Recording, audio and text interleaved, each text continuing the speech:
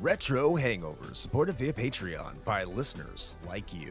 We'd especially like to thank patrons Lyle McCarnes, Ashton Ruby, Randall Quiggle, Tony G, Studstill Smash the Milkman, Raging Demon, Katie Quigg, JC, Megan Caruso, Mast Keaton, Andrew LaGuarri, Ozzy Garcia, The Retro Vixen, Adam from The Good, the Bad, the Backlog, Lunchbox, aka The Disgruntled Gamer, Diskai Mara, Jenny E, Rick Firestone, Parallax Puddles, Soha, Dave Jackson, Matt, aka Stormageddon, Retro Overdrive, Van Fernal, Keith Gasper, Eric Guess, Nomad from the Retro Wildlands podcast, Ash Event, Alan Bingham, Storm Beagle, Ryan Player 1, Mike the Ref from Backbreaker Gaming, B. Ross from Super Garbage Day, Darth Emick, Low5 Alex, and Alt. Your continued engagement and generous donations are deeply appreciated.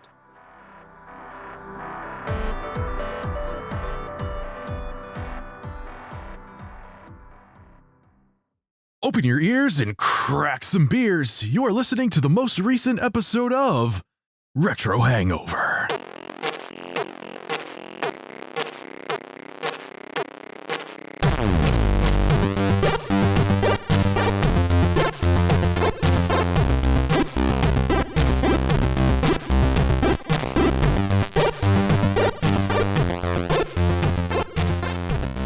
And hello, retro and classic gamers. Welcome to the podcast where we lure lads lacking loquacious lobotomies, lurking lowly laboratories. This is Retro Hangover. I'm your co-host, Chris Copleen, with special guest Ryan Trainor from the Bonzai Chat podcast. And, as always, your host, Shane. Generic Dick Crystal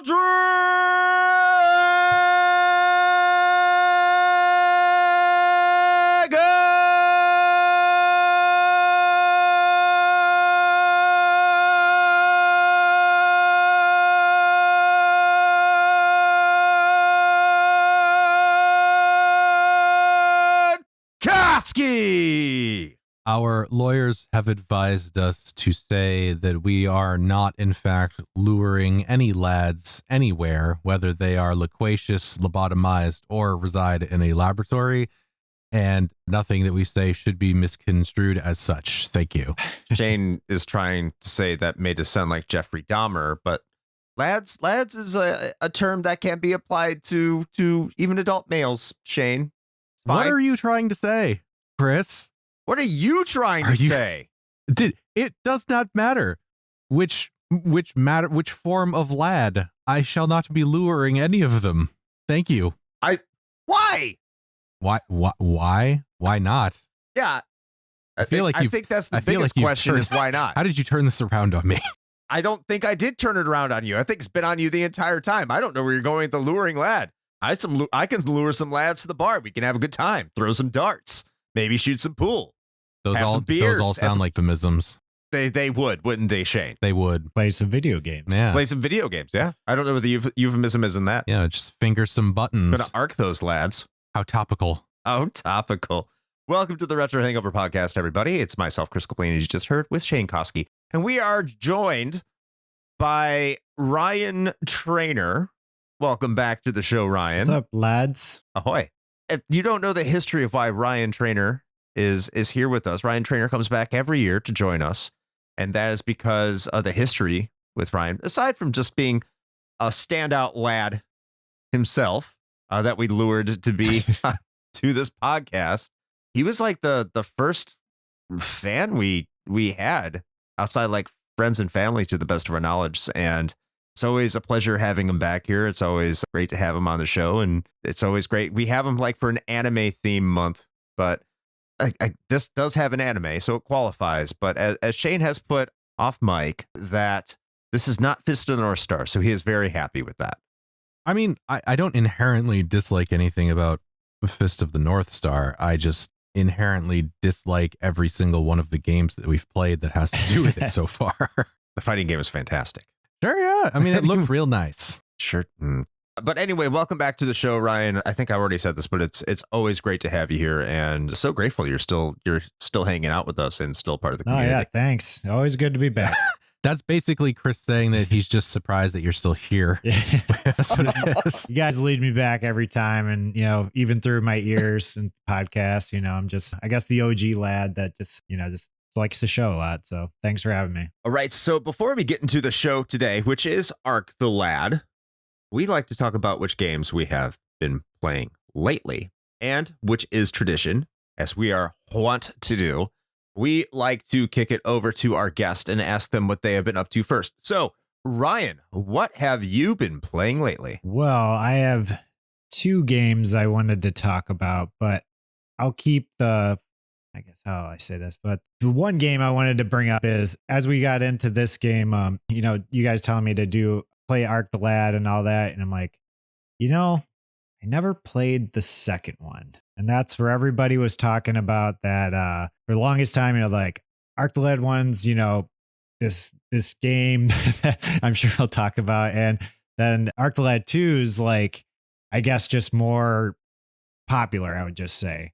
But I never played it, just getting this brought up. And, I played the first one a bunch of times. So I started playing this, and I won't get into it too much since we'll be talking about the first one. But that's definitely interesting seeing that this game is so much bigger and so much has so much more to it. Cause that's what everyone was saying is like Ark the Lad 2 is just a way longer game.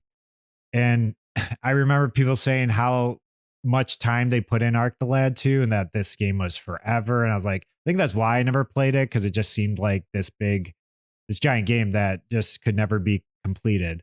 It's actually not that long, especially nowadays with like everything being 100 hours. I was like, I think it's around like 40 to 50 hours from what I've looked up. So I was like, it's actually pretty standard for an RPG. The amount of story that already happens, because I played them both for 10 hours since like Ark the Lad's about 10 hours. I played 10 hours of the second game so far. And just through that, it's like, getting through one little part of the second game it just shows how much bigger that this game is and just how much they put into this one little story arc. I'll just say just how much more it has to go with the second one from what I'm getting. It's pretty crazy to see, but that was just, I didn't want to talk too much about it since it would be like just going into Ark the Lad, I guess. But the second game is Persona 4 because I've never beaten Persona 4, and again, talking about a long ass game. I still haven't beaten it yet, but beat 5, but I was kind of playing them backwards now. And it took me forever to just be like, everyone's like, play Persona 4 Golden. And I'm like, okay. And just getting into it probably like last year and just kind of going in and off with it.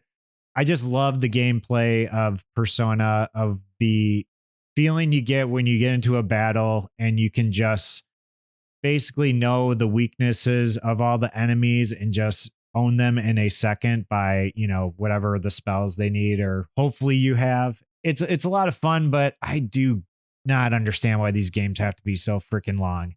Yeah. Knowing that Persona 3 Reloaded came out, I'm like, God damn it. Now I'm going to have to play Persona 3 Reloaded because I did want to play Persona 3.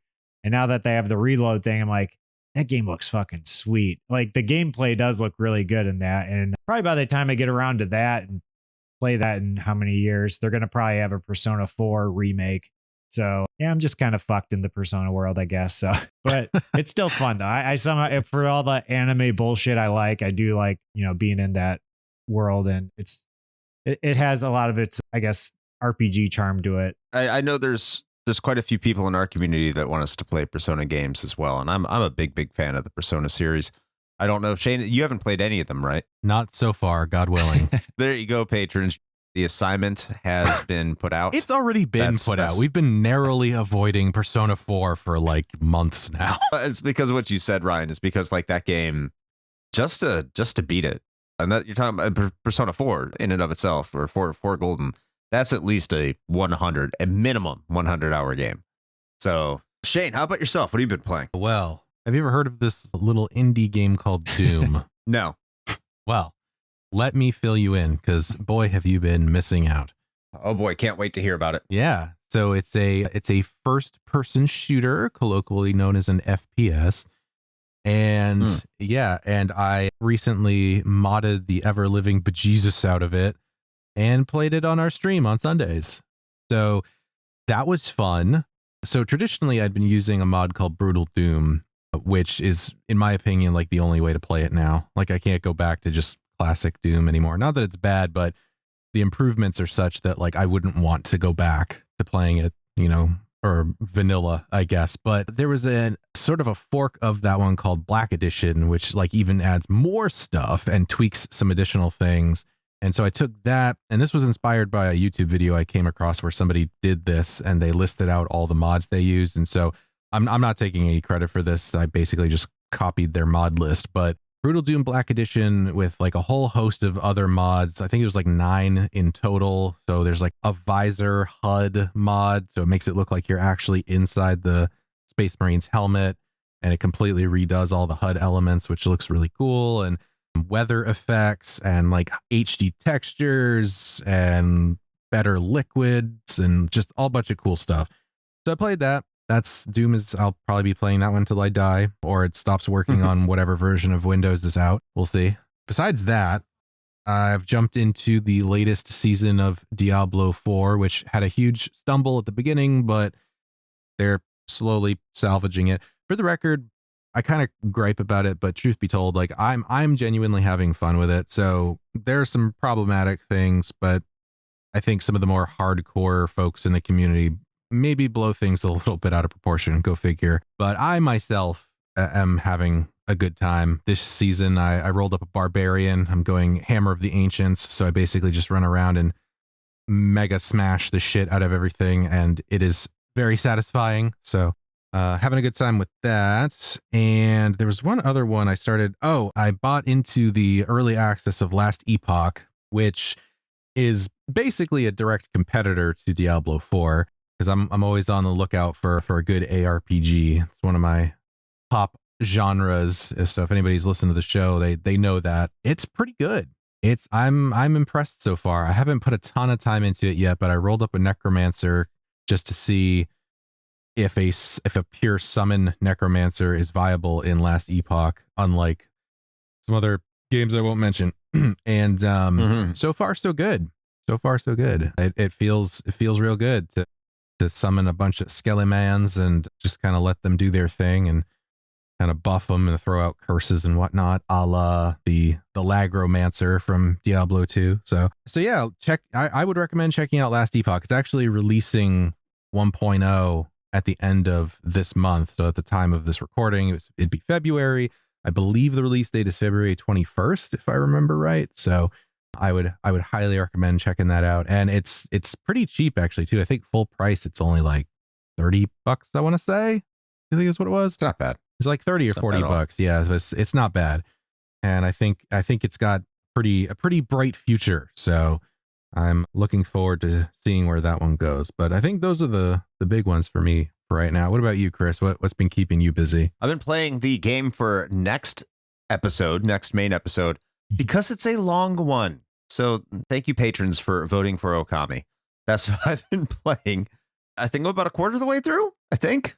So about 12 hours. There you go. Looking forward to tackling that. I'll talk about that. I won't say whether or not I'm enjoying it or whether I am not, because that's the beauty of podcasting. You'll find out next time. But in addition to that, I've also been playing other games for the show, which is also kind of for me, because I got to play something other than stuff for the main show. I try to keep myself busy, but I'm also going to try to implement this into something for the show. So if you see something new pop up on Patreon as a new kind of segment on May 11th, then I have done my job. If not, then I failed. But I played some Virtua Fighter and some Clockwork Knight and Daytona USA. So they have been fun, all for the Saturn, and I've been enjoying myself getting through those games. Definitely I have. And I look forward to hopefully sharing my thoughts on those in the near future. But this is a project I'm undertaking. If you're in our Discord and in our Patreon, if you're in our Discord server and you're part of our Patreon and you pay attention to Patron Pub, then you might have an idea of what I'm talking about. But I have a lot of work to do in order to get what I want done on that aspect. But that will involve playing a lot of games, and I like playing games. I know I have a lot of bad ones I'm going to have to get to. But yeah, that's what I've been up to. And hopefully someday soon I'll be able to relax it a little bit and play some games for myself. I just really haven't been able to do that for a while. I'm looking forward to that day. I think after I beat Konami, but I have to take a look at our main schedule list and see what's available. I know that's the rough life of a video game podcaster, having to play games for a show. It's awful, just terrible playing video games. How dare we? You're cursed. Yeah. It's a rough life. It's a rough life. So, somebody's got to do it. Yeah, someone has to. Someone has to. It's a brave thing we're doing. You're doing it for the lads. They should give us a medal. We are doing it for the lads. Yes.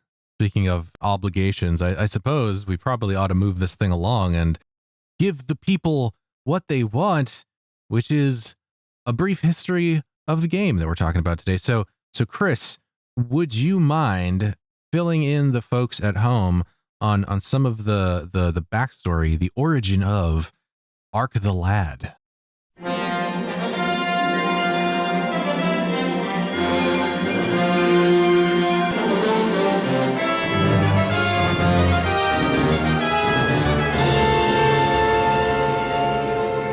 Normally, when we hear of story-heavy games being locked in Japan during the 32-bit era, and really before that, fans have to wait years, sometimes decades, for fan translators to dive into the code and make a product that foreigners can digest easier.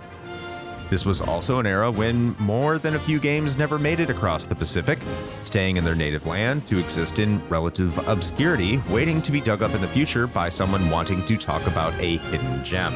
This was almost the fate for today's game, Ark the Lad. Released in Japan on June 30th, 1995, the game was a smash hit for the still young PlayStation. It was a top-down, turn-based strategy RPG with a pedigree.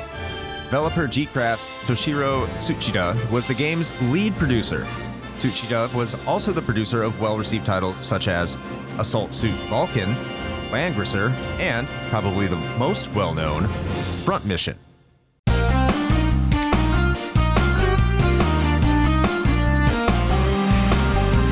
Being published by Sony themselves, in addition to securing a soundtrack recorded by the Royal Philharmonic Orchestra, the first video game to feature a fully orchestral soundtrack, there was enough hype generated to move a decent amount of units. Throughout its retail life in Japan, it went on to sell approximately 1.6 million games, including being the best-selling PlayStation game in Japan for 1995. Despite its popularity in Japan, Sony refused to localize the game for a Western audience. There were a few reasons for this. First, RPGs were not popular at the time. Sony didn't consider the genre critical to finding success with this new system in North America or Europe, and they weren't entirely wrong. This was a time before Final Fantasy VII, and previous efforts to get the genre rolling didn't usually result in significant levels of success. The other reason, presumably, is that Sony was heavily focused on making the PlayStation a 3D gaming experience. Ark the Lad is a sprite-based 2D game with almost no inclusion of 3D polygons at all. This would not have been the title Sony would have wanted to showcase, especially as a first-party release. After release, there were a few fan campaigns urging Sony to localize the game, but to no avail. This was even in light of the fact that several third-party publishers offered to handle the localization efforts themselves, which Sony refused to allow. Sony at one point said the game would be released in North America in late 1996 and would include the game's sequel, Ark the Lad 2. When that release date came and went, any talk of localizing Ark the Lad went dark. Until 2000. This is when show favorite producer Working Designs would step in. Working Designs was one of the third-party companies that had been trying to secure localization rights from Sony since the success found in the game's Japanese release. While it is unclear if Working Designs was the outfit that was tapped in 1996 to localize it originally, 2000 was when they said they would finally be bringing the game to North American gamers. But by this time, the series had 3 installments, and the release would now include 4 games: Ark the Lad 2, Ark the Lad Monster Arena, which is an expansion to Ark the Lad 2, and Ark the Lad 3.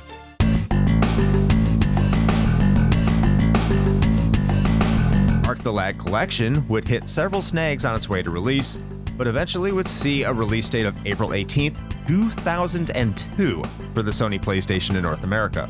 critics would mostly receive it well, noting that Working Designs' now trademark packaging, which included a 150-page full-color leather-bound instruction manual and an omake box with little tchotchkes, were among the release's most notable aspects.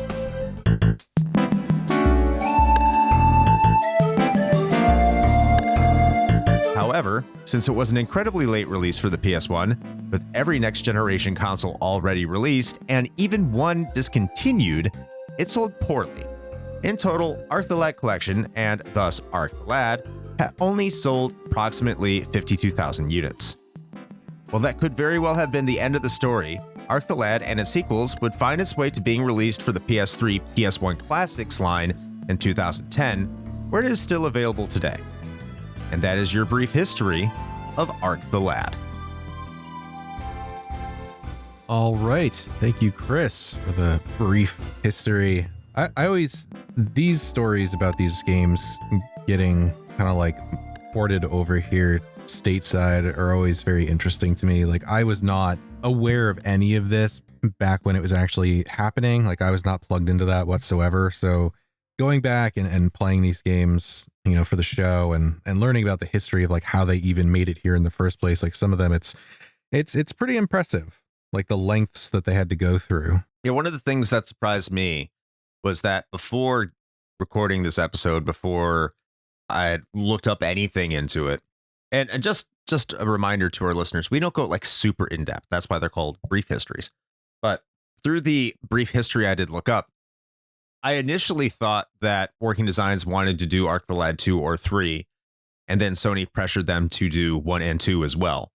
What it appears to do is that Working Designs wanted to do 1, and it looks like by the time they secured the rights to 1 was such an old game that I think Sony wanted them to include 2 and 3 as well, and that's why you had a collection, and also like you had the remaining games, and there wouldn't have been time to really determine if the first one would be enough of a success to bring over 2 and 3. So it makes sense, but like that's a massive undertaking to put 3 games in one package for any translation team on a deadline. It's understandable why it went from like 2000 to 2002. So yeah, good on Working Designs. I know we've been talking about them a lot, but hey, I'm happy to talk about them. I'm a Working Designs head, so I can't complain too much. Oh, yeah. Any thoughts on the main history, on the brief history here, Ryan? Yeah, I remember, I mean, just seeing like the box and like the collection, I just thought this was something I just had no idea of. And again, like even you guys going through all this stuff, like I had no idea of any of that detail. And, you know, I just thought this was just a game that I just never heard of that was super popular. And, you know, especially playing it, I'm like, well, obviously this, you know, was a good game. And again, only getting through the first one, but it just seemed, just because I didn't really understand the whole like localizing and all that at the time, I guess kind of thought this was like a more popular game or really well known than it, you know, with all the stuff that you guys mentioned that I guess most Americans didn't know. So I think that's a good segue into our own personal experiences here, since you kind of talked briefly on your own. So Shane, I'm going to hazard to guess that you have the least amount of experience on this one. So what are your personal experiences? I just feel like that's very presumptuous, Chris, you know? Well, prove me wrong. What is your personal experience with Arc the Lad? I got nothing. Do you have a brief history? No, I mean, the thing is, you know, you were just saying that we've been talking about, you know, Working Designs joints quite a bit lately. And I am fairly certain, and don't quote me on this because I'd have to go back and like look at every one, I guess, but I am almost 100% certain I did not play a single Working Designs game back in the day at all. So these are all pretty much new to me. So, you know, I said this before, but I think it is a good balance, right? Because you're getting multiple perspectives on this. You have, you know, the folks that had the experience with it, have the history with it, have the nostalgia for it, and then you've got like my perspective where I'm kind of coming into it with fresh eyes and seeing and really kind of, you know, testing out our whole, you know, thing about, you know, does this hold up today kind of a deal pretty objectively, because I don't have any attachment or baggage to a lot of these. So I think it works out for the best, but yeah, I was not even aware this game existed until Well, it was before we started talking about recording it for the show, because I'd gone through and basically found a few like best PlayStation games lists when I was compiling my absolutely 100% legal collection of games that I now play on my Steam Deck that are definitely backups of physical copies that I own somewhere. So I've had it for a little bit. I've had the Arc the Lad collection for a while. I just hadn't gotten around to playing it. So that's quite literally it for me. This is new territory. Hooray. I'm gonna let Ryan take it next year. I'm gonna roll the dice and think I have the most history with this game, but we'll see. Ryan, what's your personal history with Arc the Lad? Goes with kind of I guess one of your recent episodes of talking about Lunar. Once I started into the Lunar series, I was just, again, a big fan of those two games. And I just thought Working Designs was like the greatest thing ever. Even though I didn't really understand that, like what they were, I just knew like the logo on the box. And the friend of mine that I played the Lunar games through, and I wasn't really like the best at RPGs or anything like that at the time. A lot of my friends were playing like Final Fantasy and like all this like just stuff that I guess like maybe at the time I just thought was like too much. I don't know. Like I just didn't feel like I could like handle those games for some reason. He's like, well, if you like Lunar so much, you would probably like this Arc the Lad game, which is by, Working Designs. And I, saw it and, since it had the collection, I was like, oh, this is just like the big box. I don't know why like the whole marketing thing just like worked for me, but I just, decided to jump into it. And since it had the whole like anime look to it and the anime like sprite work and stuff like that, that's how I got into it. Basically, it was a easy sell.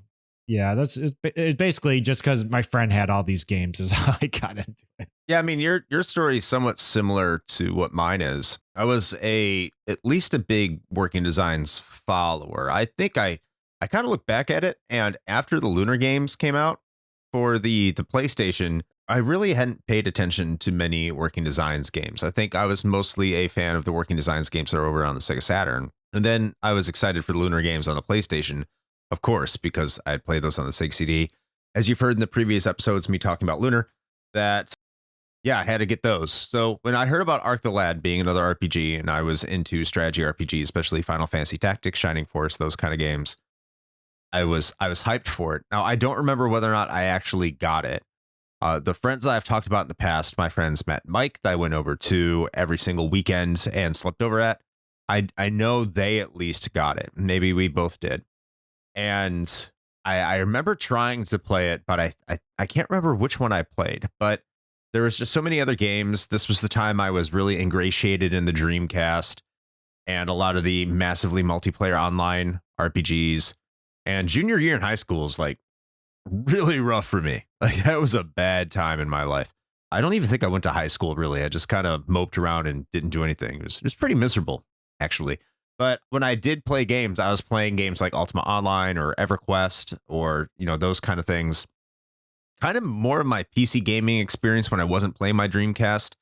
Of course, the PS2 was really building up. So going back and playing a PlayStation game, that was something that was too much to kind of ask during that time. Not that I was opposed to games with like earlier games. I think I was really on a Castlevania kick during that time as well. I mean, I was on a Castlevania kick for a very long time, but I kind of put it down. But I did have it. I was very aware of the collection. I was very aware of Working Designs.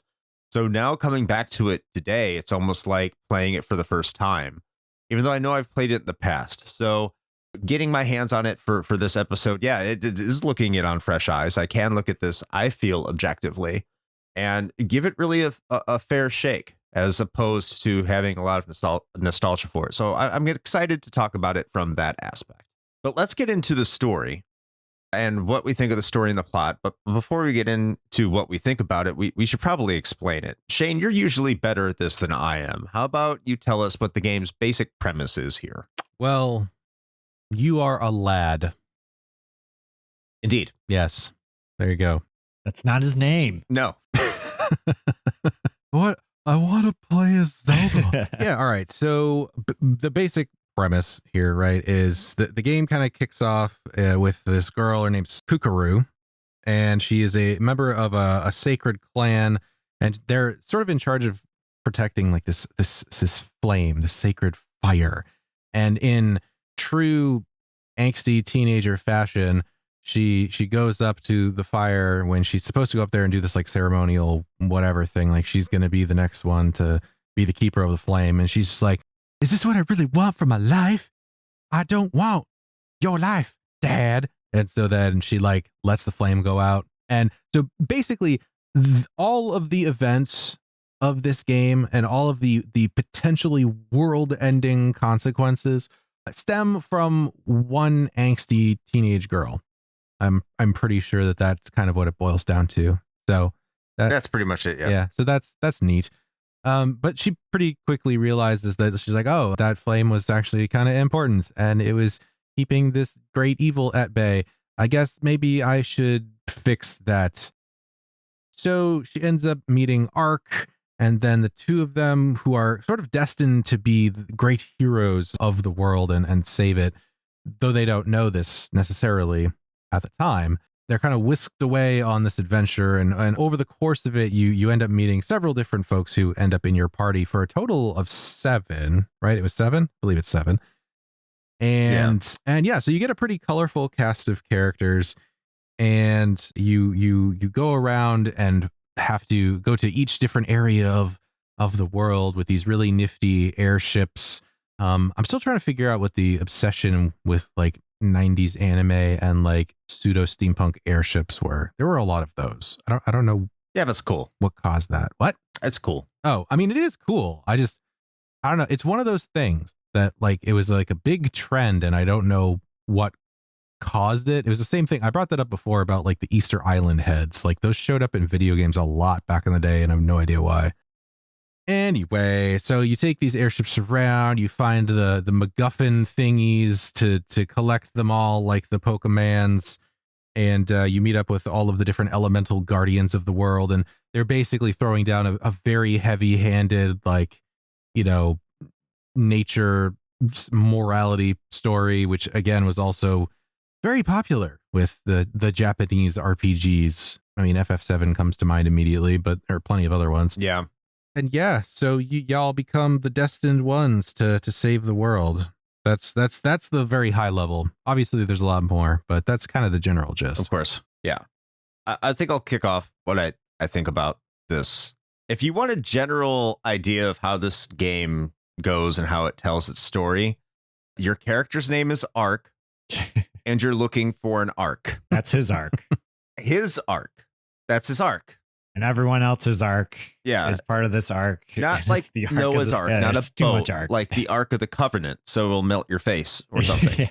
That's what that's the plot, and that's how it's told. And I don't know if this is a translation thing. I just got to say this: the story is boring. It's boring. It's like they try to do things, like they try to have twists, but I don't know. I think it's more the way it's told and the delivery. Yeah, it's the progression of it is just very blah. So how do I do this? Ark's father, we're just going to get into spoilers. I'm just going to say that Ark's father is supposed to be dead. Ark Senior. But then you find out, Ark Senior. But then you find out that he's not dead, and he's actually trying to guide Ark to find the Ark because he's the hero of legend. And every character you just happen to meet are all heroes of legend. And like there's no real motivation outside of very surface level things. There's no real development. And there's supposed to be this romantic arc between Ark. It's arcs all the way down.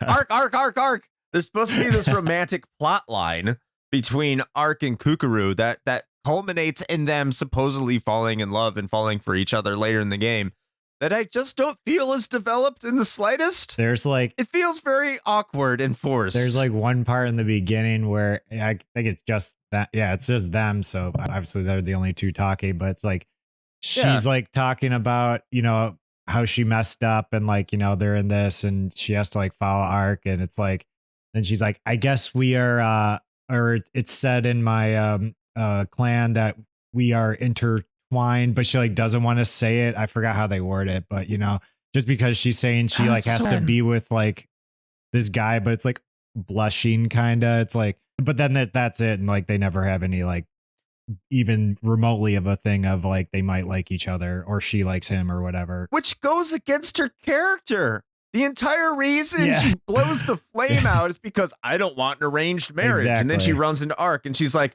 we're destined to be One together. guy. It's I like wish we met Kukuru's tribe because Yeah, like how'd this the entire, girl get out of here? Yeah. You know, like yeah, the entire reason this happens is because she doesn't want this arranged marriage. You don't get to meet her pops. You don't get to meet her mom.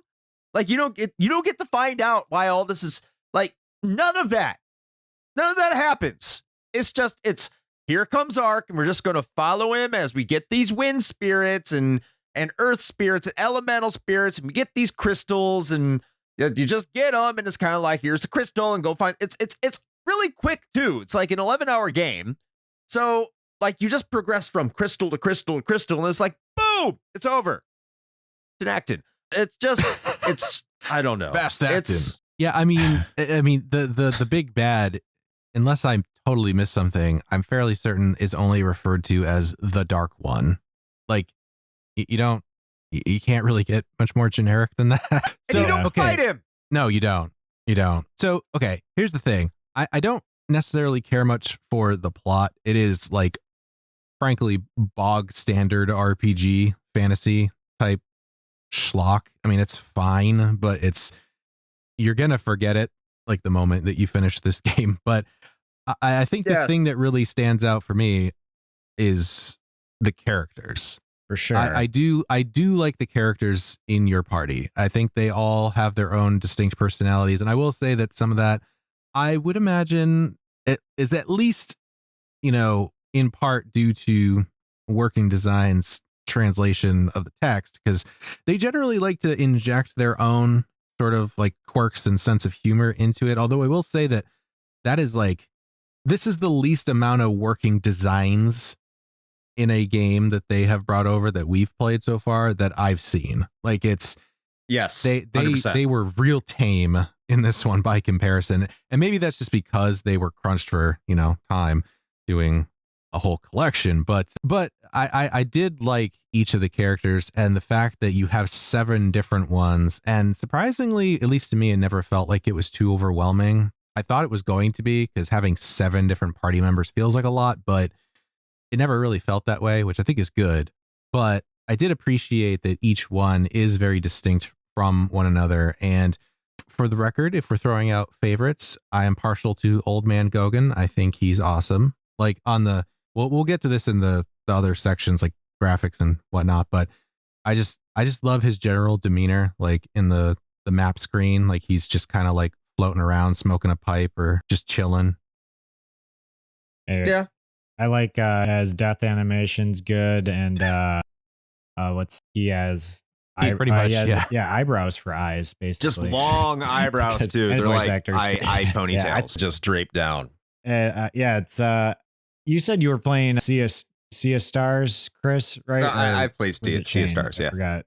Because I felt like I guess this might be with the graphics, but there was a lot of that with the characters. I felt like, and I know a lot of RPGs have done this, but I liked with how they show a lot of the characters in between the world maps and stuff with this. But that felt like it had more story in between those parts when they're just like making food, like when you're saving, like, and depending who you have in the party at the time and stuff, like I want to know that story. And so what the hell's going on right now? There's more. What are you cooking? There is more personality when you're at the map and trying to decide where you want to go from your characters than they emote at all during the actual narrative. And why does it's because of, I guess, how you level up and stuff, but it's like Ark gets all the guardians almost like already. Like, I mean, I guess you have to find the stones and stuff, but it's like usually with an RPG, you don't get like the power of whatever guardian until you've done that part.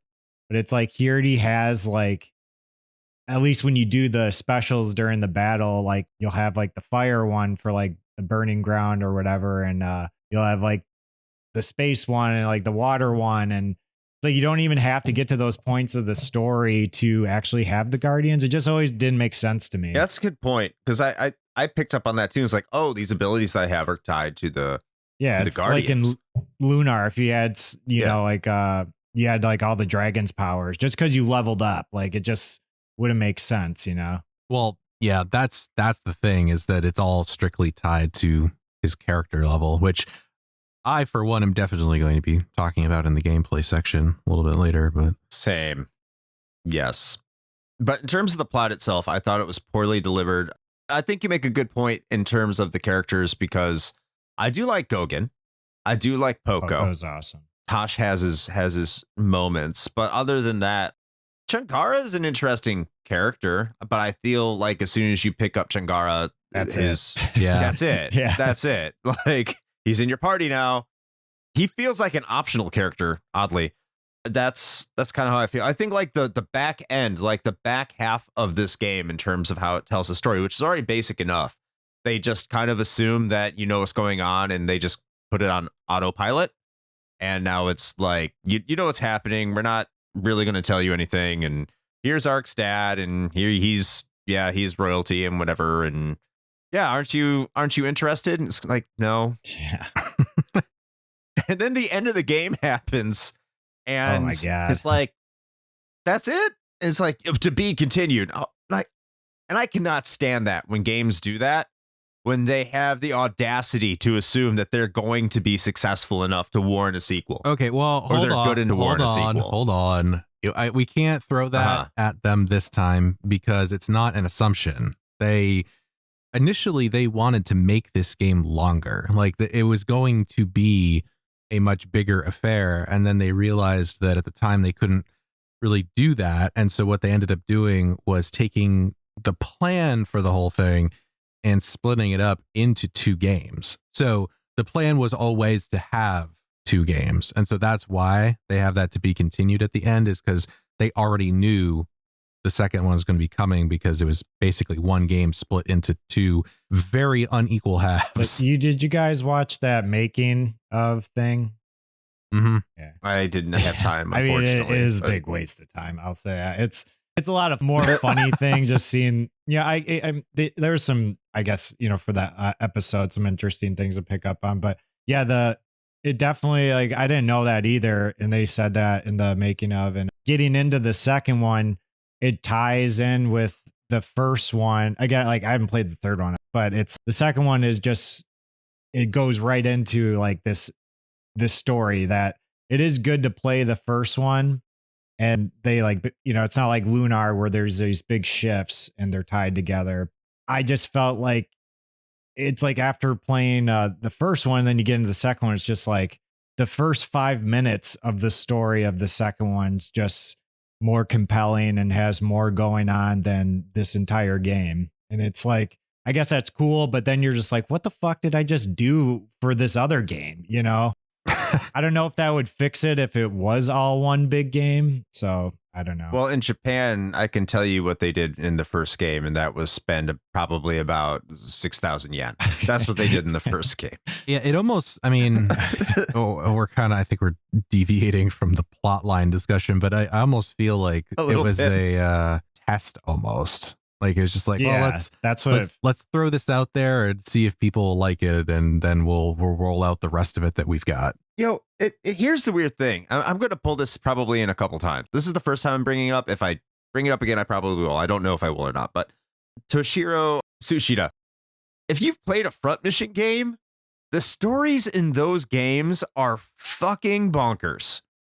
And they are detailed. Like, there's a lot of political intrigue. It just goes all over the place. There's a lot of writing. This does not feel like that at all. So it really makes me wonder. I'd have to really get into the nitty gritty and see how many people swapped out from like Front Mission and Langrisser and a lot of the games that G-Craft made, or I think Messiah was the company that they were before G-Craft, and just be like, what happened? Because the way that they tell their stories in the other games that they develop is much different and much more I won't say focused, but like, I don't know, a lot more wordy and a lot more thought out. And it just felt like this is just, I think you're right, Shane. Like, this is an entirely basic test when it comes to the plot here. When it's like, hey, we don't even know if this is going to be successful. This is our first game on the PlayStation. Let's just try to get something out here and see how it goes. And that it gives those vibes. That's what this is. It's like, hey, let's just get our feet wet with the PS1. Yeah, and make it happy. Yeah, it feels like a shareware. Like it feels like the old like Doom shareware or something where you play the first episode and it's like, hey, if you liked this, we got like way more coming later that you can buy. Like that's kind of what this feels like. Right. But they like tried to like cover every single base of like an RPG, but at least just the first page of it. But it's like you didn't have to maybe have all that because, it's like they have a secret dungeon. They have all these things that it's like, I guess expands the game. But maybe if you were trying to make this first one, I guess, hit better, like, yeah, make the story more like detailed or just, interesting. I'm not saying they have to like really knock it out of the park, but this small game, they still tried to like spread it out so thin. Yeah. So can we all agree that we're talking about gameplay now? Yeah. Yeah. I think we beat up on this plot a little too much. All right. So yes. Let's move on. So Ryan, I agree with you. You actually put it really well. I wasn't sure how I was going to phrase this, but you did a pretty good job there. It does feel like it's trying to do too many things, but somehow also being like almost not enough. Like it's attempting a lot of things and not really nailing necessarily like almost any of them. Okay. Let's see. So in terms of gameplay from like a strategy RPG / tactical RPG standpoint, I actually kind of like it because it's so straightforward. It's a nice change. Like if you're not the kind of person that wants to get super involved into, a roster of like 30 different characters with like 20 job changes and subclasses and equipment and whatever synergies, like if you don't want to deal with all that stuff, like this is probably for you. It's incredibly straightforward. It's actually probably a pretty good introduction to strategy RPGs just in general. It is very accessible, and that was kind of the team's intention. So on that front, I think they did a pretty good job. But having said that, outside of just the basic sort of tactical gameplay, when you're actually on the battle grid, there's a lot of things that felt weird to me. One standout being technically accessories is what they're called, but there's basically equipment like your gear. Yeah, it really threw me off because like I'm so used to games, especially RPGs, doing the thing where like they got a shop in town where you can go and buy gear that you want to equip on your characters and make those choices. And there's none of that here. Like it's all either drops from enemies somewhat rarely, or in most cases, strictly tied to your story progression. Like they're just given to you. And to be fair, I have not looked at the manual for Arc the Lad, so I'm sure there's probably better information in there. I usually do, but I didn't look for this one. But not having read like an instruction manual or anything, some of them are pretty straightforward, where it's just like, hey, this gives you 10% more defense. And I'm like, neat, I got it. And then there are other ones that I have no fucking idea what they do, where they're just like, yeah, you get jump level 1. And I'm like, okay, so I'm going to assume that means that my character can jump over low obstacles when he couldn't before. No. Maybe. I don't know. Kind of. Yeah, it's really strange. And it felt kind of bad. Like it feels unnecessary. It's one of those things where it almost feels like, hey, this is an RPG and people expect to have gear, so let's throw this in, but let's not go, 100% all in on it and do shops and different types of gear and, certain things that only certain characters can equip, like class-based stuff and all the things you would expect. None of that's here, and it feels kind of superfluous, but then also simultaneously confusing because I was just like, sort of randomly just equipping things on people and hoping for the best. Unless their name's next to it, you're like, ninja gets sword, or this person gets card. I don't like. And Dude, you know, the rock fucking just kills throwing everybody. rocks are so OP Oh, yeah. in this game. I was don't like scared understand to that. get rid of And him. I avoided that. I avoided that at first because like, what's the fucking rock going to do? And then later in the game, I think even like on the second to last battle, which is probably the hardest battle in the entire game when you have to fight all those like demon lord things, that battle sucked. But I was like, I'm just going to throw rocks at them. It's like doing 160 damage. Like, what the fuck? Like, what is going on? You have the power to literally call space lasers from the sky, but no, this fucking stone you found. It's a pebble. I saved the world with the mightiest weapon on earth. Oh, what did you save it with? A pebble. You always had the power from the very beginning because it's like the first item you have. Duh, that's the arc. Yeah. It was in your house if you randomly clicked on something. You stole from your mom. Yeah, it was in your mailbox. Yeah. The ultimate weapon. But just to kind of build on what you said there, Shane, this is like a really boiled down version of Shining Force. And when the first battle came up, I got excited. That was the first thing I thought. I was like, oh, okay. This is kind of more of like an action RPG / strategy RPG game. Because in most strategy RPGs, what do?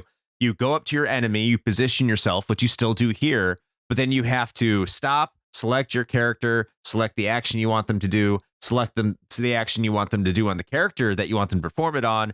You get this weird animation. Everything kind of slows down to a little bit of a crawl. You see something cool, and then you see the damage, and then you move on your way.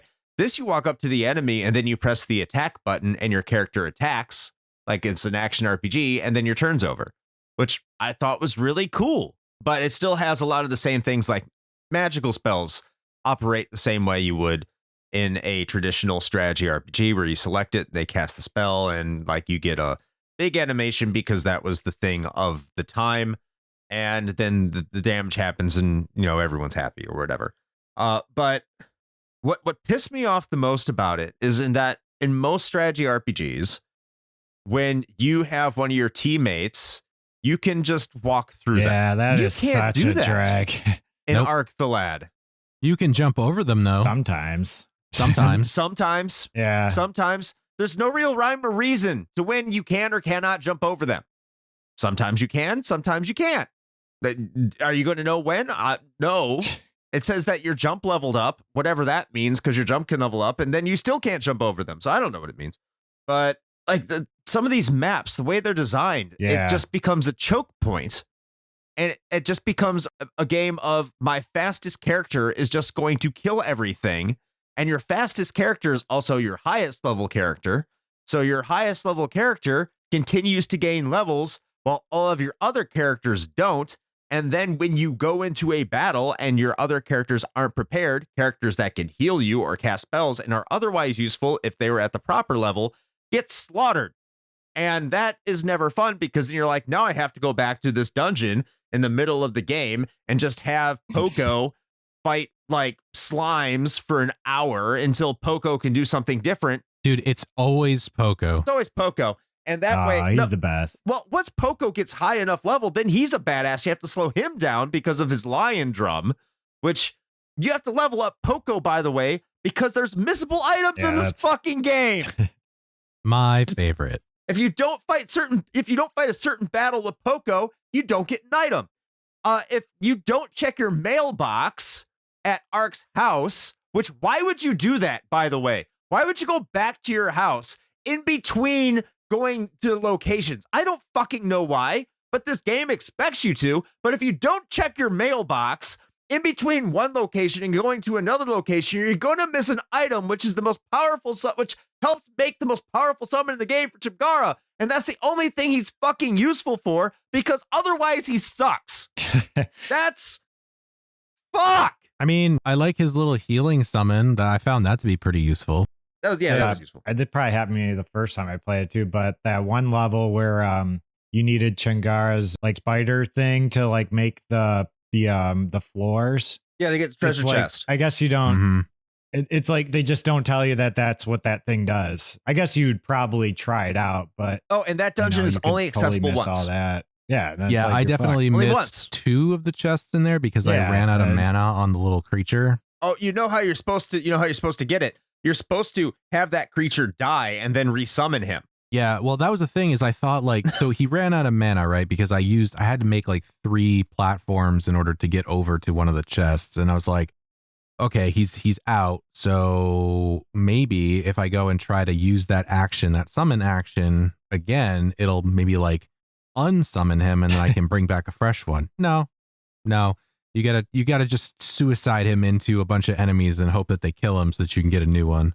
Sometimes the AI is just like it just doesn't Dumb? want to fight. It's so dumb. Like what? It's dumb. Yeah. It's incredibly dumb. I've had my party members standing right out in the open, well within range of certain enemies, and they'll just kind of do this like shimmy sham back and forth business. And I'm just like, what are you doing? Like, are they intimidating That's me? usually slimes. Yeah. I mean, it's usually slimes that do that because other enemies will just bum rush you. They'll kill your weakest character and kind of laugh at you. And I had to reload one fight because like the first battle I got into with Goguen, they used some ability that basically one-shot him. Like first turn, like they loaded up first turn and they were just like, boom. And I was like, oh, my old man is dead. Great. There's a lot of one-shotting if you're not prepared in this game. And then like if you're a high enough level, then you're one-shotting them. But if you're just not the right level, then you're getting one-shotted. It's okay. So it's weird. It is weird. So this leads into one of my other issues with this, and the game. I think it's poorly balanced. Oh yeah, for such a short game, right? Because it's like 10-ish hours to finish it comfortably. For such a short game, there should never be a point at which you feel like you have to grind. It's a 10-hour fucking game, and yet.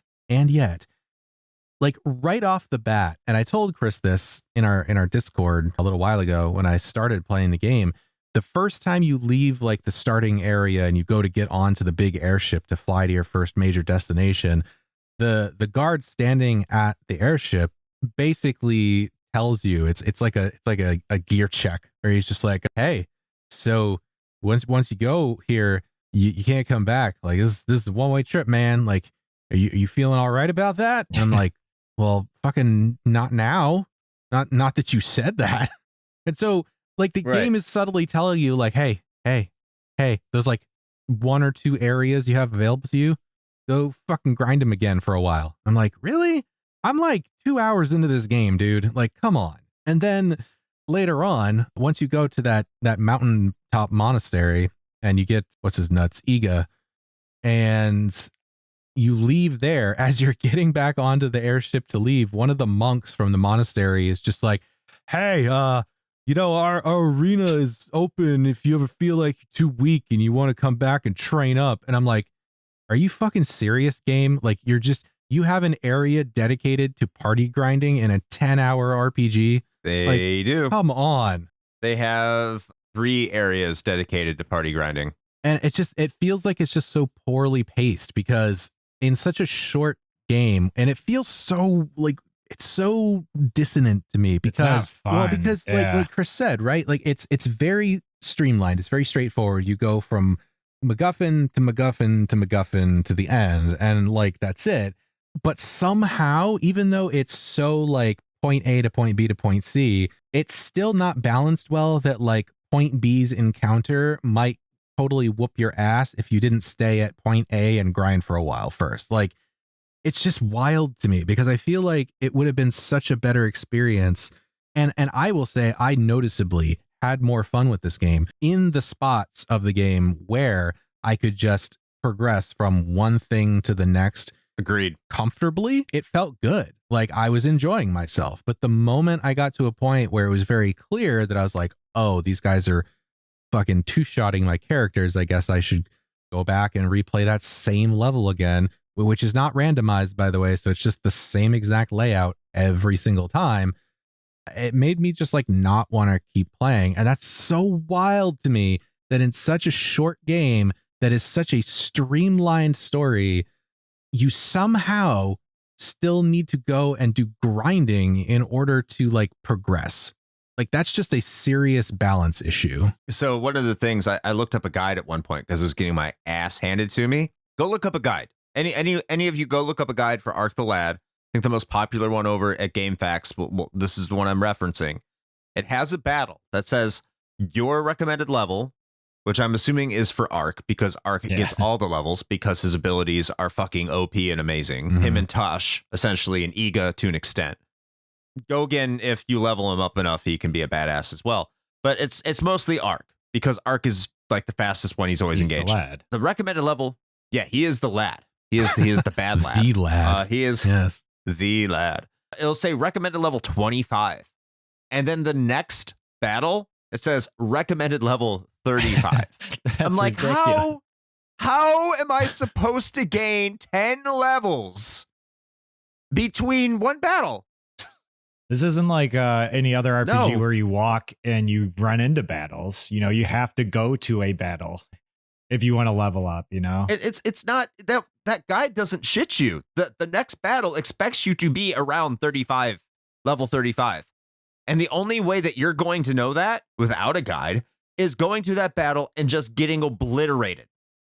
That's the only way. Yep. That's it. I forgot. It doesn't show you your like XP stuff, does it? Or like, Well, yeah, you can see your Like when you kill XP something, it progress. Is does? that what you mean? Alright. Like on the status 'cause- screen? yeah. But you don't Yeah. know like what, you know, you just know if someone's tough, you'll get Yeah. just XP. Like it's not like 10 or something, you know? You also get experience for getting attacked too. Yeah. Yeah. And like, And I think using items. I Pretty think you much. get it. Pretty much yeah, I think any you get action. anything. Any action will give you at least some XP. Although I think you're right, Ryan. I don't remember seeing any like explicit XP values for any of those things. So it's pretty unclear as to what you have to do Yeah. to level up, like how much you have to do. It's like I said, it's just crazy to me that there's that much padding in like an already short game. Like if there wasn't, I think if this game was balanced better to where you could just go from one critical battle to the next, first of all, it'd be like probably half as long anyway. And I think it'd be better for it. Like I said, I genuinely was enjoying this game when I could just smoothly go from one battle to the next. Like it's not, and I know we've spent a lot of time pretty much mercilessly shitting on this, but despite that, I don't think it's a bad game. I think It's not broken. no, No, it's yeah. not broken. And I unironically, genuinely was having fun at certain points. I think it's just really hindered by some like questionable design decisions. I think that's really what it is. I 100% agree. The second one like solves this pretty much right in the beginning, where the main character in the second one, he's like a bounty hunter, and that's like basically at the beginning how you can do stuff to grind. And it's like you just do bounty hunting quests that have nothing really to do. They're just all side quests basically. But like if this had that, where instead of just like random dungeons or just places you have to go back to, maybe like something more of a maybe thing to the plot of Ark the Lad 1, that, you know, you would want to go out and just maybe explore the land or something, or do something like maybe Ark has, I don't know, some hobby or some shit. I don't know. It really just really gets into macrame. No, but you bring up a good point though, because like I don't inherently dislike grinding, even though it sounds like I kind of do. Yeah. I don't. I mean, fuck. I ARPGs are like one of my, if not top favorite genre of games. That is literally nothing but a Skinner box. It's just grinding. Like I'm fine with it. The grind has to be enjoyable. For sure, That's yeah. that's the key. Yes. And I think, Yes. and what you just said actually would, I think, fix a lot of the issues that I have with this first game. So I'm glad they did that in the second one, because I actually want to check it out at some point here, especially since the save data carries over. But if they had introduced something like that, where it's not you just going and like, oh, well, I guess I got to play that same exact level and the same exact layout again for the fifth time, even just the illusion of choice, the illusion of having something different to do, or like a bounty board or something like that, or even side quests, like in the few areas where you do get to sort of free roam, which are not many and they're very small in this one, but you know, talking to an NPC or something and they're just like, oh, there's a village over here that got attacked by the demons and you should go save them and you'll get this thing or whatever. Like, I think that would be enough. Like that'd be enough for me to be like, okay, yeah, I can do that. And the other thing that would make it better, to Chris's point, is if you're gonna have that, right? Like if you're going to have the next like plot critical encounter, be significantly higher level than where you were last time, just put a fucking level number on it. Like when you go and highlight the area that you're supposed to go to, just say like Derp Plains level 35, right? Like that's all I want, because then I know I have the information. I'm like, oh, the monsters in this area are level 35 and I clearly am not. So maybe I should go do some side quests or some bounties or whatever. Like there are some fairly minor things that I think would make this at least feel a lot better if you're not gonna just take all the grind out completely. Yeah. I don't really have much to echo on that. I think you're 100% right. The only other thing I would add here is I don't like the fact you can't position where your characters are pre-battle. Yeah. That You irritates never the hell know out of where me. anyone Or that is. you can't position them after they're done moving. No. Yeah. Yeah, that sucks. But, Well, because it does those matter, are though. relatively minor gripes, but it does. It 100% does. Well, it affects Yeah, your because you can counterattack. counterattack. Yeah, exactly. It affects your Yeah. counterattack rate, because like if you attack an enemy from the front, there's a much higher chance that they'll counter you or just dodge you completely. And same goes for your character. So like it does matter. And it sucks that you can't choose which way you're facing like once you've completed your movement, because you end up getting stuck in a lot of situations where at best you're like kind of like showing your side to the enemy because you can't position yourself in a way to like front face them. Right. I mean, that's more of a minor thing because there are ways around it, and you just have to not be where you exactly want to be, which is fine for a tactical strategy RPG. Like sometimes you have to accept those sacrifices. It is an annoyance, but I will say I'm kind of fine with that. And again, like I normally say when we just get out of shitting on a game for a long time, when this game hums, it hums. Yeah. But Yeah. it doesn't. It almost doesn't. Like when it starts humming, it says, "Okay, we're going to fuck you up a little bit." That kind of sucks. But yeah, when it wants to be good, it's fine. It's fine. It's perfectly fine. I like the one dungeon that has like all the it's like the insane like 50 floor dungeon, and it has everyone's coming out of the same entry point, which I guess would be like realistic if you want to say, but it's like it's so annoying when you're going through and you're just like I have to get everybody out like until in like the order it's going, and just if it's a different floor, you're like, all right, now it's just hard to like play out. It's so annoying. Yeah. It is. I mean, the good thing is that you only need to do that place really once. I did it multiple times. Yeah, I did it it's a ton of not times because that was the best necessary, place to but- grind, I thought. Yeah. For sure, yeah. But I think that's enough for the gameplay. And I think it's time to move on to the presentation aspects. Ryan, I'll let you kick this one off with the graphics. What did you think of the graphics in Ark the Lad? I like them a lot. I guess when I was like when you guys are going over the brief history and stuff, it does seem like, I guess thinking back, that I guess maybe not like the best at the time. Like there's probably so much other like 3D stuff going on, and like I think for this style and like, it has like the whole anime look to it, I liked it a lot. Like each character's different. They have the whole all the sprites doing, there's so much sprite work in it, with almost like too much even for a lot of the side characters and like NPCs and stuff. I feel like it's I don't know how to say it, but it's really good. I like it more than I dislike it. I just feel like they could have done better with maybe like the enemies, but overall I like how the characters look. I like how everyone has their own specific, no one looks the same besides Paco. Is that his name? Or Pico? Or wait, what's the instrument guy? Poco, yeah. How he looks like the entire army. But I like it a lot. It's weird because it's like they tried to do like, Ark is supposed to be like generic knight, I guess, but he does have like some, like he's kind of like a ninja too, I guess. I don't know what kind of like era they were trying to go at with him, because then there's Tosh, who's a samurai, and it's like, okay, and then there's just like all these like Street Fighter characters just coming out of nowhere. I don't know, but it's cool because like with everybody's like style of fighting, it's fun seeing all the different specials and stuff like that. Like I would always make sure playing this game, like I'd have to do every single special attack just to see the animation, which I think, shows that, it did a good job at the graphics, or didn't, I guess. I'll go next here. I will start out by saying overall, like the character sprites, and when it comes to even enemies for the most part. I would say the character sprites, they're not bad. I don't think they're great either. I don't think they're very good.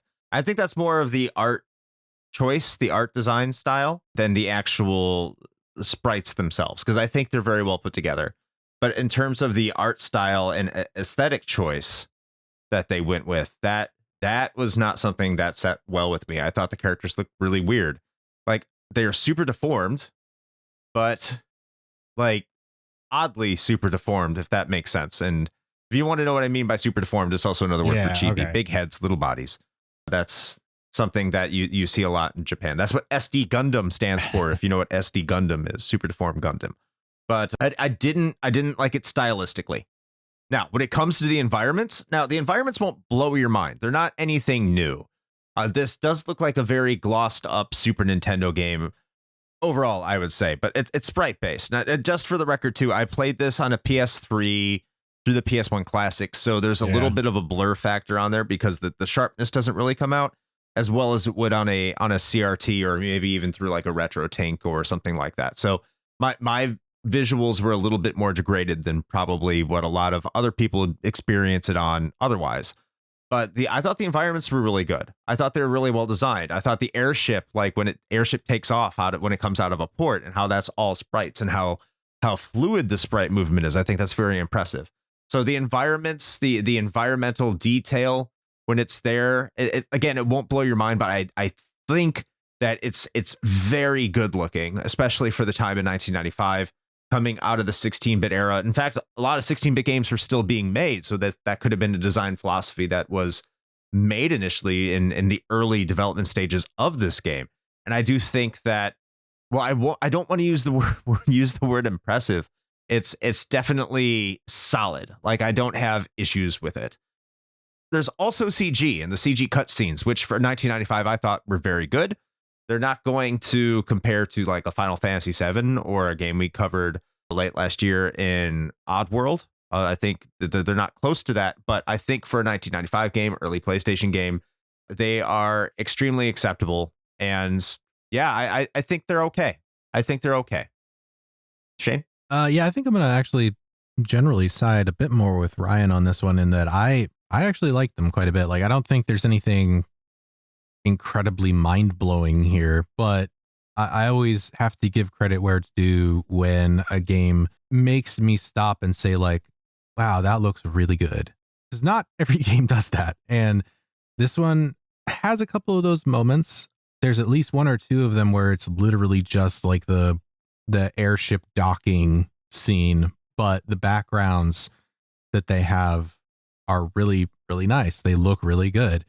And I do like the combination, well, of a couple of things actually. So and I think Ryan, I think you mentioned this in the show notes that we've got that you put down. So I'm kind of stealing this a little bit, but in a way, it reminds me a little bit of like a proto Octopath Traveler, sort of, in that it kind of mixes and matches some of the styles in a somewhat similar way, where you've got your sprite characters, but then, like, again, I'm going back to the airships as just a good example, where those are akin to like more of what you would see in some later PlayStation games and things like that, where it's like it's technically still pixel work, like it's not a 3D model, but the style of it is very different. It's like it's more detailed, so it like visually it's distinct.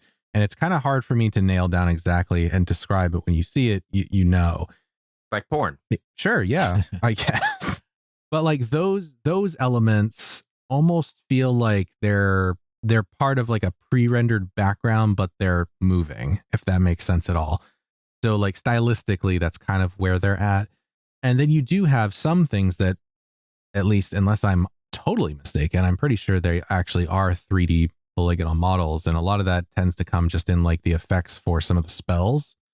So yeah, like the fire spell that Arc has, like, will have this sort of like undulating sort of like explosion of lava that is definitely 3-dimensional.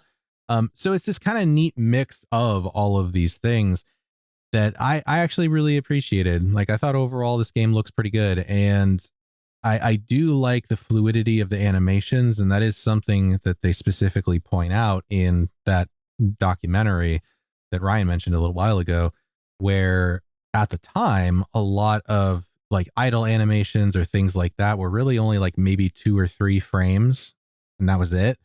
And just cycling through that, where this game generally roughly doubles that. So you're looking at more like 6, which doesn't sound like a lot, but side by side, it does allow for a lot more natural movement and fluidity in that animation. And so a lot of them do look really good, and there is a lot of attention to detail. Like one of my favorites, again, I'm going back to the old guy, but Gauguin, like when you go and pull up his spell radial menu, like he'll pull out his big old freaking Coke bottle glasses and start reading like a spell book, and just like neat little touches like that I really appreciate. So no, I mean, is it like a hallmark? Is it going to stand out amongst all the others? Like, not necessarily, but I thought it was done pretty well. I enjoyed pretty much all of it. I don't think I even have any real gripes, which is unusual. Damn it, Shane, you're positive, 100% positive on this? I think so. I don't really have anything negative to say about the graphics. I pretty got much like something them. to say. Fine. All right. Well, there you go. There, Ryan will be the balance. I mean, it's not really anything big, and it just could be nitpicking and all that, but it seems like they just obviously put it all into the main characters and just like obviously who you're going to be and, you know, follow and stuff. But it's like the enemies just seem to be so generic, and they're either palette swapped or colored swapped or whatever, what you want to call it. But, you know, there's not really that many like bosses in this either. I just kind of feel like they should have had more variety in that. And like, it'd been cool to see like maybe some different ideas. And again, it's just one of my like nitpick things, but I don't really like when in a story like this, where it's like someone comes out to be like the bad guy, like in the tournament, like when the announcer's the bad guy, and it's like he just turns into one of these like guys you fought like a bunch of times. And it's like, I get it, you know, I guess it might be like cutting a little corner and stuff, but like, couldn't they just made a couple more different sprites? There's not that many bosses like this, if you want to even say that. That was the only thing I wish that would have had more variety, I guess, for the enemies. I think that's fair. That's fair. I wish there was more variety as well. Something we didn't talk about in the gameplay, the boss fights kind of suck when you do get them. They're hella lame. Yeah. Hella lame. And like, there's no, I don't know if I'm pretty sure it's like every single battle, I mean, you have to clear the map. I mean, I guess it's not really a big deal if there isn't like something to do in every single battle, but you know, in a lot of tactics stuff that at least I've played, it's like sometimes if you kill, you know, the main bad guy, like the fight's over. You know, I always hate when it's like, I guess I'm glad they don't do this in this, but like if like Ark died, you get a game over. It usually sucks. I'm happy they didn't do that either. So now it's time to move on to the music and sound. And as we posted in the brief history, one of this game's claim to fame is that it was the first game with an orchestral soundtrack using the Royal Philharmonic Orchestra. I will start out with Shane on this one. Shane, was it a good use of the Royal Philharmonic Orchestra, or was it a waste? I feel like this is a leading question, but I don't think I would have known unless somebody had told me. I just feel like this was kind of a wasted opportunity. I don't know. I might be a little too harsh on it, but I didn't like, I just feel like having a full ass orchestra seems like there should have been an opportunity for way more to be done here, and it didn't feel like it. Ryan. But how else would you know the stats of all your characters if you didn't have this music? You know what? That's a good question. I don't know. I take back everything I said. I mean, I like the track, and you know, the music's good, but it's just like they definitely show that they put a lot of money into that, and they thought it was gonna just like That's all you have to do for a game is just have the Philharmonic Orchestra behind it. And They did make their money back, to be fair. okay, well, I guess fuck me then, but but it's funny because they use the same one for the opening in the anime. So I'd be like, I guess, people know it. Maybe I didn't know like the whole Arc the Lad like theme, as well as I guess they made it up to be. This is just one of those like songs, I guess, that it just, well, now since we've done like an episode about it, but it's just like, it just doesn't ring any bells that it was even Arc the Lad. It just sounds kind of like everything else that any orchestral band would do, I guess. That's pretty wild. Yeah, I'm with both of you. When I saw that I had to do a double take that this was the first game to have a fully orchestral soundtrack, I was like, really? This one? Okay. It's extremely repetitive and generic. And that's not to say that the music is bad. Yeah, exactly. It's it's not very varied.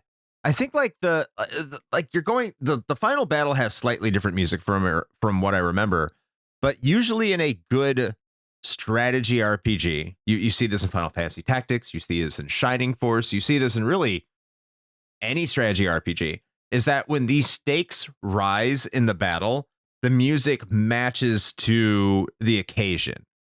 That did not happen here at all. They used like the generic battle that you fought like in the second battle of the game, and that's the same battle music that's going to be playing in the second to last battle of the game.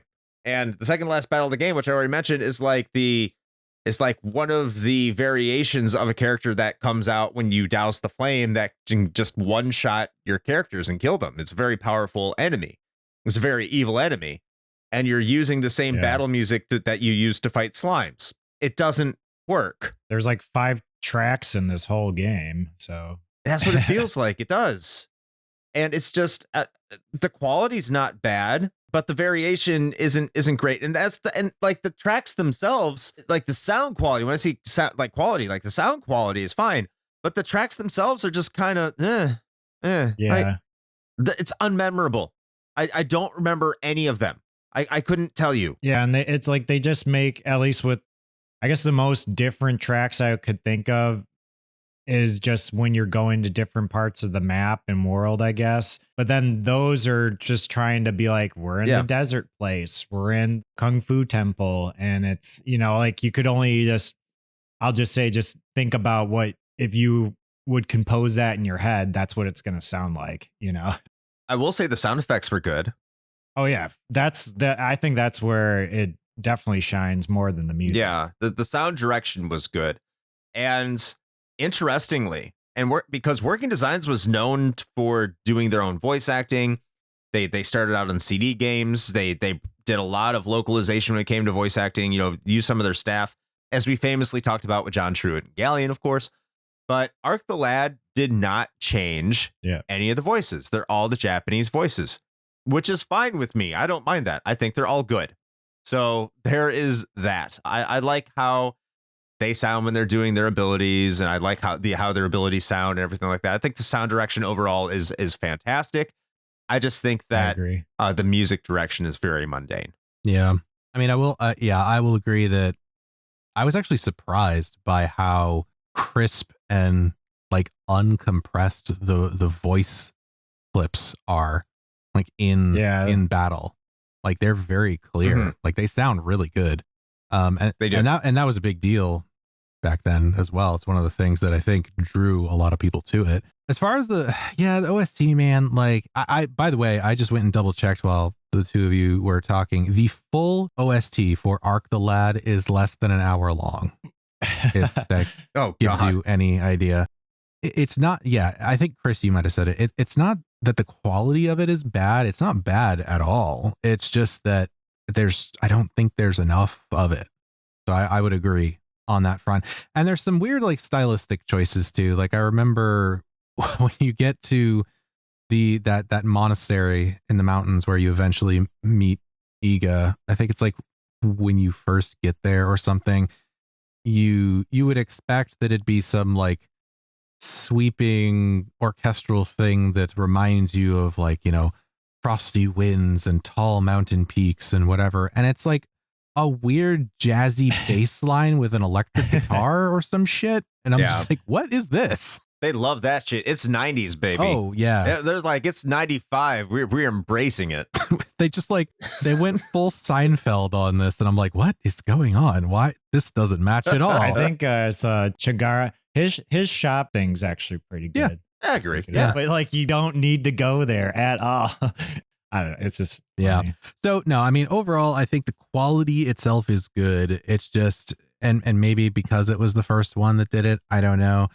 I just think that there some more variety would have been really nice, and just some more consistency is not the word, but how do I phrase this? Like matching, like tonally matching the music with like what's going on or where you're currently at. Like sometimes it's very hit or miss. Like you said, like when you get to the desert area, it's just like, oh, this shit sounds like Aladdin. All right, cool. But then like I said, that monk monastery is just like full on slap bass. And I'm like, what is happening right now? They are the monks of smooth jazz, Shane. They are. They study the way of the funk. They're like, what kind of music did you expect? I think you're stereotyping us, you bigot. I just wanted some Mongolian throat singing. It'd be nice if even just every character kind of had their own theme. You'd think anyone they would get their own themes, at least for how like they just identify with all the characters. Every character has, this look and this style, and it's like they didn't even try to do that. Yeah, no character themes. That I love character themes, and they did not do that. Not even arc, but it's like then they just give it like they just say arcs is the opening, I guess. So I think that's something that makes a composer like Uematsu, for example, so strong, is Uematsu's use of character themes and leitmotifs. And I think when you play a lot of RPGs, that's what you start to expect in pretty much every other game that you play in that genre. And then when you don't get that, it feels awkward. And Arc the Lad doesn't do that, so it feels out of place. You don't get a lot of proper theming. You don't get a lot of character theming. You don't get a lot of those leitmotifs or common threads throughout the soundtrack. Nothing really ties everything together. So it kind of feels out of place. And with the lack of variety, it just becomes kind of a drag and kind of annoying, unfortunately, because like I think we all agree the actual quality of it is not subpar. It is at the very least good overall as a product, but like just how it just maintains and how it applies to the game, it doesn't necessarily fit. Agree. Yeah, unless there's anything else on the music or sound design. I actually just remembered something I totally forgot about graphics, but I want to throw it out real quick. I'm done on music. I'm done on music and sound. So cool. I just want to give a quick shout out to the like Indiana Jones style traversal like screens that they had, where you get like when you're flying and you get the cool little like red arrow from your origin point, and then it kind of like arcs up, arc, and then goes down to your destination with like the semi-transparent like maps, like, fading through and everything. I thought that was neat. I liked that. 10 out of 10. I did too. I thought that was clever. I actually really like that. But now is the time to get into our patron pontifications. And if you would like to provide a Patreon pontification, all you got to do is go to our Patreon over at patreon.com/retrohangover. Join our Discord, and you'll see a channel with that name, and just provide your thoughts on the upcoming episode that will be listed in that channel within our Discord. Now, I made it sound a little bit more complicated than it actually is, but I think you get the gist, because we have all these people who provided their comments for Arc the Lad. I can tell you I read ahead. These ones are interesting, and just because I'm going to let you know, if you become a patron and you provide a pontification, we are going to read them. Doesn't really necessarily matter about the quality. So Shane, how about you kick this one off? All right, let me get in here and just Ron Burgundy this thing. First one on the list is none other than Captain N of the Retrotopia podcast, who says, "This is a game I picked up when Working Designs, to whom I was a big fan of during this period, released the Arc the Lad collection. I had no real idea of what I would get, but Working Designs had a good reputation with me. Getting into the game itself, I was pleasantly surprised at how much I enjoyed the gameplay. I still have that collection, and I think I might just take it out for a playthrough." All right. Thank you, Captain N. And go check out the Retrotopia podcast. Next is Disc Chimera, and Disc Chimera is from Game Over Hell, which is a YouTube channel you should definitely go check out and subscribe to. I heavily enjoy it. And Disc Chimera says, I don't know Ark the Lad. I wonder if, like Little Lad from Starburst, he also dances to Berries and Cream. Berries and cream, berries and cream. I'm a little lad who likes berries and cream. That didn't happen. I can not confirm that Ark does. I don't think he does at all. That'd be a better story. Yeah, there you go. Now that's a story. Ryan, how about you read the next one? Parallax Puddles says, what even is this game? A welding accident gone wrong? Never heard of There it. you go. Ark the Weld. Ark the Welder. Arcing and sparking. All right. Let's see. We have Rick from Pixel Project Radio who says, this isn't a proper submission, but I never got to play that as a kid. Always wished I could have. Thank you, Rick. Now, there's never a better time than now, Rick. Never a better time. So, Ryan, how about you take the next one? Next is Soha. Ark the Lad. Who is this lad and why are we arcing him? Please don't do that anymore. That is really mean. I'm sending this pontification just to make others seem smarter by comparison. Job done. There it is. Thank you, Soha. And Soha has a Twitch channel. I don't know how to say it. It's like Soha Yo or Soha Met or something. If you want to know what that is, join our Discord and Soha can let you know. All right, next it's Ozzy, our review crew pit boss. And Ozzy says, Ark the Lad is one of those titles that reflected the very best of what working designs could do, bringing an unknown RPG from Japan to the West in a lavish package that included 3 full games. The value proposition was insane, and it is incidental that the games were actually pretty good. I always wanted it, but never managed to get it, and only played the games when they came out on PSN. As always, one day, this heavy will finally take its proper place in my collection. But for now, it is nice to hear others talk about it. Thank you, Ozzy. All right. Next up, we have Alt, who says that they rented Ark the Lad once on the PlayStation 2. Got home, and the disc did not work. 10 out of 10 childhood disappointment experience. I'm sorry to hear that. I hope you got a refund. Thank you, Alt. I do too. And Ryan, why don't you close it out? The Emperor says, Ark the Lad, the Emperor hasn't played. Shrug. They made a little shruggy emotion. So Ending on a strong note. emoji. Ending on the strongest comment of the bunch, I'm sure. Thank you, the Emperor. And that brings us to the final portion of the show, which is where we discuss whether or not this game holds up today. As tradition states, once again, our guest will have the final word. Myself and Shane will go first. So Shane, how about you let us know whether or not this game holds up in 2000 whatever year when? Oh man, I don't know. Like I've been flip-flopping back and forth on this because I'm not sure exactly how I feel about it. Overall, I feel like I'm kind of leaning more towards no. And I'm sure that's going to irritate some people because I know there are some pretty big Ark the Lad fans out there, but I just putting it in the context of, you know, current gen, current times with everything that we have available to us, it would be a real hard sell to get someone to play this game over, well, frankly, probably almost either of the other ones in the series, most likely, or just a lot of other, frankly, better strategy RPGs. And, you know, you could say all you want, like, yeah, of course, it's one of the first, whatever, blah, blah. It was so long ago. And that's all true. Like, none of that is invalid. But if we're talking about does it still hold up today, I'm kind of on the fence, but it's like a soft no, because I think like we said, there are definitely times where I found myself just genuinely enjoying the experience. But then again, I kind of feel like if I have to point out that there are parts of the game that I genuinely enjoyed, that is inherently a problem.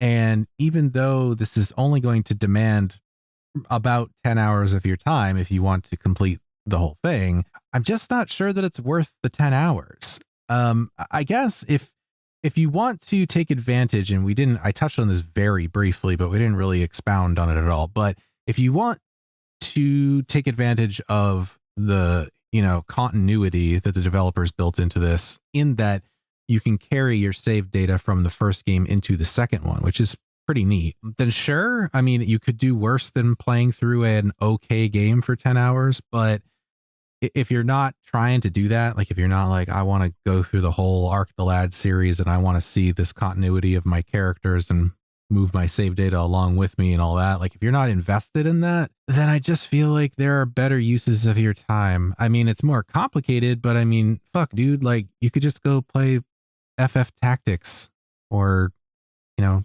Tactics Ogre or like any of the other strategy RPGs that are out there that just do this better. It's definitely a good entry point because of how streamlined the combat is, but I don't think it hits often enough to make it like a solid suggestion, if that makes sense. I think it makes total sense with me going next year, and I'm just going to flat out say no. No, this game does not hold up today because this game is aggressively mid.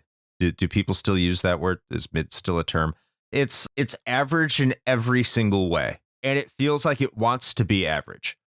Every single opportunity this game has to just be a streamlined and fun experience, it stubbornly puts itself in the way and says, no, you need to not have fun for a while. Or, hey, yeah, this music is good, but you're going to hear the same track for about 7 out of your 10 hours. Or, hey, like the gameplay, it can be fun when you're in the battles, but we're going to have little nagging things like some of your characters just not being up to snuff that are just going to irritate the shit out of you. It's like every single time there's something beneficial to say about this game, there's just something in the same aspect, the same category that just screams, hey, we really don't want you to think it's that good because this thing is just not that great. It really wants to be mediocre. And that's what it feels like it strives to be. Maybe it didn't feel that way in 1995.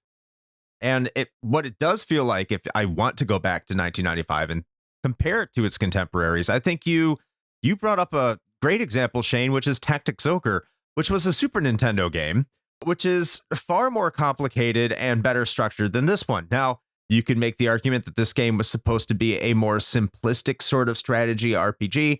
I think that's a good argument. But even so, if you compare it to Shining Force or Shining Force 2, they were doing this kind of game infinitely better than what Arc the Lad is. And that's not exactly a very complicated series of strategy RPGs, especially like the first two Shining Force games. They're slightly more complicated, but not grossly more complicated. Same could be said for Fire Emblem, which goes all the way back to the NES, or Game Boy Wars, which is the predecessor to Advance Wars. So I can't accept the argument that this is an early game or an early game in the strategy RPG series. It's not. There was so many other contemporaries that were doing it much better. Even if you want to say the argument, well, this is for the more introductory beginner level experience. Well, fine. If that's your excuse for what this game is, that's okay. But usually the beginner level experience in any game for a genre that takes a back seat to where the more advanced experiences are, especially for someone who is more experienced in those genres like myself, those games are incredibly average and they are incredibly difficult to recommend. And nowadays, especially, I think there are better beginner experiences if that's what you're looking for. So I have to say no. It is definitely an average experience. It doesn't stand out. It doesn't separate itself from anything that you would find during that time, but it's also not a broken experience. And it's also a short experience. So if you want to see one of the more historically significant RPGs from the PlayStation Japanese library, yeah, it's worth taking a look at. But overall, you can easily skip this. But with that being said, we will give the final word to Ryan Trainor. So Ryan, what's your thoughts? Does this game hold up today? Sadly, I have to agree with you guys that no, it does not. Especially now with YouTube and stuff like that, I would say just getting into the next game, you don't need to put yourself through this, even if it's a short time, like 10 or so hours to play this game. But yeah, it really doesn't offer too much, catching up with the story. getting into the characters and all that. You could probably really get this just from the Wikipedia article that it has and all that. But it seems like going into some of the next games, like Arc the Lad 2, would just kind of catch you up faster with that. And I just wanted to say, too, I totally forgot about this with this game, too, with how it was trying to do with adding more stuff. I went through that whole secret dungeon when I first played this game because I couldn't find it. But there was I was trying to ask my friend what the magazine was, but there was a magazine that had a contest to get to not really a contest, but they were just asking to make a video of you going through this and send it in, and they would give you some shit or something like that. I didn't get anything for it because I don't know what the hell it was asking, but I did videotape me going through these 50 floors, going through this slog of a tower, and you don't get anything really at this. You get a new summon for Chingara or whatever. I always say his name wrong, but it's just that payoff was terrible. And there wasn't anything for that whole big, I guess, Easter egg that they wanted to give you or something. But it's just nothing that you really need to put yourself through unless you want to. So I don't think it holds up unless it's something you need to complete for the whole arc of Arc the Lad. S3 knows. So Arc the Lad does not hold up today. Shame. It is a shame. Oh, well. Yeah. It's like you're saying, it's like we did shit on it a lot, but I do feel bad. Because it does have a lot of good stuff to it. I don't feel bad. Yeah. I kind of agree. And the thing of it is I can see that there's a core of a good game here. It's just like I said before, I think it's really dragged down by some less than stellar design decisions and just a lot of oddly unnecessary fluff in what is already a short game. I think that's really what it boils down to. There's a nugget of quality in the center of this thing, but it's just, I don't know, it doesn't do it. But it is kind of a bummer. But at any rate, I think that sounds, I don't know, Chris, I think that sounds like that does it. I think that does it. So before we get into anything else, we always like to take a moment to thank our most esteemed guest. So Mr. Trainor, thank you once again for jumping in your annual retro hangover episode and chatting with us today. Oh, thank you guys. Always good to be on the show. Always happy to have you. And for those folks that don't happen to already know, what is it that you do? Where can they find you? What do you got going on? Check me out. You can check out the podcast Bonzai Chat. It's on everything. And just keep listening to Retro Hangover too. It's a good show. Well, we appreciate that. Thank you. Thank you. And speaking of which, if you are listening to us, then you've done the hard part. You have found us. Congratulations. We hope you enjoyed your stay so far. If this is your first time, then we would offer our ginormous backlog. There is so many episodes, much content, and you should go listen to all of that because, I mean, to a certain point, I don't know, start episode 25-ish, I think. Start around there. That's fine. You don't need to, don't worry about the other ones. It's okay. Yeah, it's fine. Yeah, don't worry about it.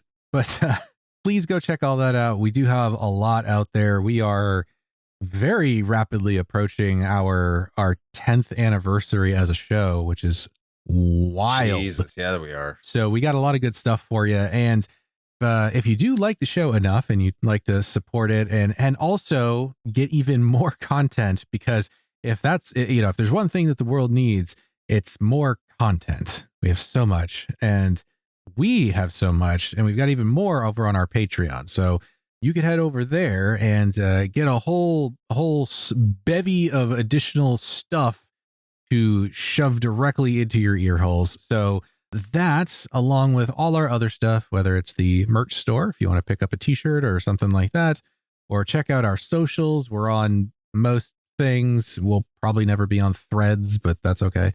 Our YouTube channel or perhaps the twitch.tv place that we have that Chris will tell you about. I've heard of that in just a moment. as he is obligated to do. All of those things are at the link tree. We did that for you. It's convenient. It's easy. You just got to go to linktr.ee/retro hangover, and you are presented with all of these nicely curated buttons that will take you to all of these places. So please feel free to go check that out. And speaking of Twitch TV and the things that we do over there, Chris, when can the people see us do the things? So if you head over to twitch.tv/retro hangover and you go there at Sunday at 9 p.m. Eastern time, you can see us stream video games and talk about weird things, because we have a great community that likes to talk about weird things. I like to talk about weird things. And hey, next time I stream, who knows when that might be? That might be the night you're listening to this, maybe the week before. But if it does happen, every single time that I'm streaming and we get a new $5 level patron, I'll go topless, because why not? Because Twitch's nudity themes are messed up. I want to challenge it. I want to see if I can get banned by showing off my nips. So head on over to twitch.tv/retro hangover and come watch me get naked. Not entirely, I hope. All right.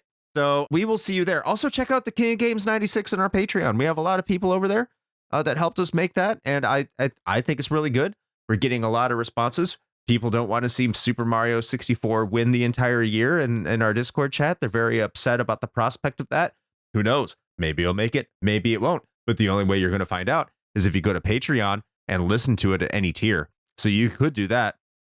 Or you could wait until May when it comes out on the May feed, but that's up to you. But you can listen to it all. Well, not all, but you can listen to it as it comes out right now over at Patreon, the King Games 96. Back to you, Shane. Well, if that doesn't get you to go over to our Twitch channel, I don't know what will. So there you go. Exactly. With all of that having been said, until next time, play with your aggressively average joysticks.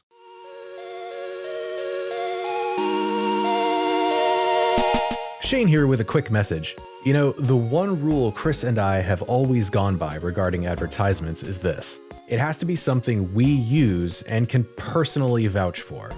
If you know me, you know I love coffee, and Bones Coffee Company has been my go-to for home brewing for quite some time now. Their small batch beans come in an impressive variety of flavors like Mint Invaders from Chocolate Space, or Electric Unicorn, which I swear tastes exactly like Fruity Pebbles. And the best part? No added sugar or calories involved, just natural flavors infused right into the beans themselves. Build your own sample pack of 5 4-ounce bags to find out which flavors speak to you, or jump in head first with full 12-ounce bags. They've even got K-Cups. Step up your homebrew game with Bones Coffee by visiting bit.ly/RHPBones. That's bit.ly/RHPBONES.